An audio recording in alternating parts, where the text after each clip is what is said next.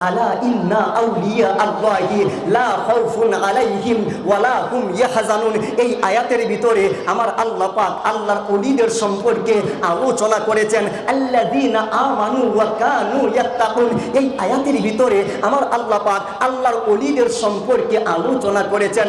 লাহুমুল বুশরা feel হায়াতিদ দুনিয়া ওয়া feel আখিরা। এই আয়াতের ভিতরে আমার আল্লাহ পাক আল্লাহর ওলিদের সম্পর্কে আলোচনা করেছেন। ইয়া আইয়ুহাল্লাযীনা আমানুত্তাকুল্লাহা ওয়াবতাগু ইলাইহিল ওয়াসিলা। এই আয়াতের ভিতরে আমার আল্লাহ পাক আল্লাহর ওলিদের সম্পর্কে আলোচনা করেছেন। ওয়া আল্লামনাহু মিন লাদুন্না ইলমা। এই আয়াতের ভিতরে আমার আল্লাহ পাক আল্লাহর ওলিদের ইলম সম্পর্কে আলোচনা করেছেন। ইন্না রাহমাতাল্লাহি করিবুম মিনাল মুহসিনিন। এই আয়াতের ভিতরে আল্লাহ পাক আল্লাহর ওলিদের আলোচনা করেছেন।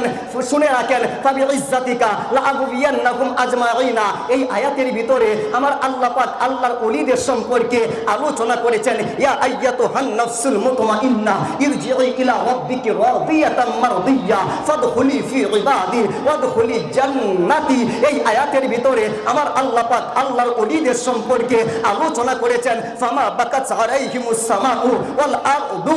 এই আয়াতের ভিতরে আমার আল্লাহ পাক আল্লাহর ওলিদের সম্পর্কে আলোচনা করেছেন। ওয়া আল্লামনাহু মিন লাদুন্না ইলমা। এই আয়াতের ভিতরে আমার আল্লাহ পাক আল্লাহর ওলিদের সম্পর্কে আলোচনা করেছেন। আনা আতিকা বিহি ক্বাবলা আইয়ারতাদ্দা ইলাইকা তারফুকা। এই আয়াতের ভিতরে আমার আল্লাহ পাক আল্লাহর ওলিদের সম্পর্কে আলোচনা করেছেন। এর দ্বারা বোঝা যায় কোরআনে কারীমের ভেতরে অবশ্যই আল্লাহর ওলিদের আলোচনা রয়েছে। একমাত্র শুধুমাত্র কেবলমাত্র তারাই পায় যাদের কপালে আমার আল্লাহ হেদায়েত লিখে দিয়েছে। কথা বলেন ঠিক কিনা?